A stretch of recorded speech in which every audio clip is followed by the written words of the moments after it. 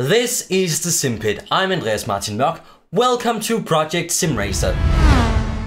Season 3 of the 2015 iRacing schedule has just started, which means it's time to leave week 13 in the past.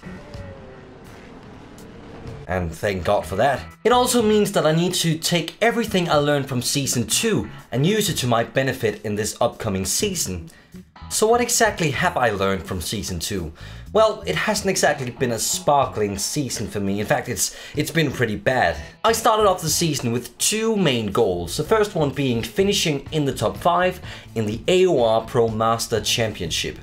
The second one being finishing in the top 10 in the second division of the official Star Mazda Championship in iRacing. Early in the season, however, I realized that with exams coming up and other stuff, I wouldn't be able to compete in both, at least not on a high level. So I chose to abandon the official series in favor of the AOR Pro Master Championship. Unfortunately, I ended up only being able to run 8 out of the 12 rounds, and my results in those didn't exactly flatter me.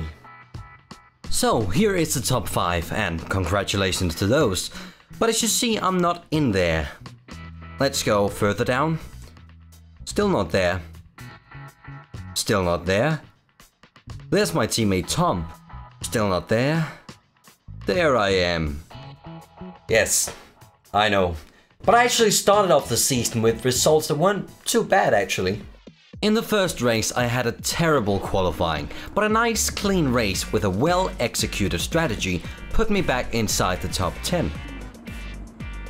While I managed to qualify much higher for the second race, I also managed to take out Phil Reed, who would end up third in the championship, and that left me in last position of the running cars. Well, there goes my prediction. I had very good pace though, and through overtakes and attrition, I fought my way up to P7, although a concentration error lost me a spot again. I had to sit out for the third round, but my teammate Tom Van Dorn entered and had an epic fight for 7th with Mark Jarvis, who would go on to finish 4th in the championship. Finishing with these results despite some issues here and there made us confident that soon we'd be knocking on the door for top 5 finishes and podiums, and we confirmed that by qualifying 2nd and 4th at Monza. After a decent start, Tom and I were in an exciting team battle for 3rd that went on for a few laps.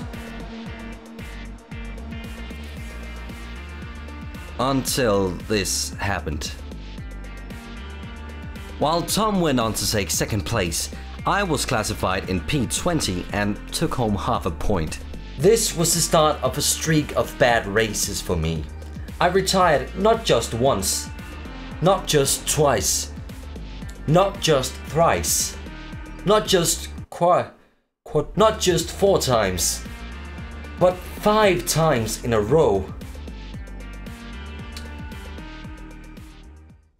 I did round out the season much like I started it, with a poor qualifying and a good race, but generally this had been a disastrous season for me. I did probably have an outside chance at the top 5 in the championship standings, but a poor execution meant that I got nowhere near it. I realized that about halfway into the season, so I did what many F1 teams do when they realize that championship is out of their hands, and that is take a step back, figure out what is going wrong, and prepare for next season. So I try to analyze my mistakes. I usually practice at least one full race stint to make sure I can finish the race without any incidents. But despite of that, many of these mistakes were actually made on my own in clean air. So why was that? Together with Fabio Martins and Sean Cole, I got to the conclusion that after an intense period in the race, I relaxed a bit too much and let down my guard, and that's where the mistakes happened. So that's something I'll need to work on for next season. Something I could do, which Fabio suggested, is turn on the delta during the race when I'm in clean air, which may help me stay focused, but it could also backfire and make me push too hard, so I need to find that middle ground. Speaking of next season, you've probably already watched Sean's announcement on the Simpit IndyCar Championship. But if you haven't, you should go do that now and maybe even come race with us. I'm going to compete in that championship alongside the official iRacing IndyCar series, although I won't completely leave behind the junior cars, as I think there's still a lot to learn from those. But it's also important to keep pushing in the right direction, and IndyCar seems to be a perfect next step for me. You'll be able to watch my onboard view live at Twitch every Saturday at 8 PM GMT for the road weeks, and something similar which we haven't completely finalized yet for the oval weeks. We're also exploring other options for live viewing, and Sean will be posting recaps of the races, so you can join the fun on track or off track. And yes, I am going to compete in the oval weeks as well.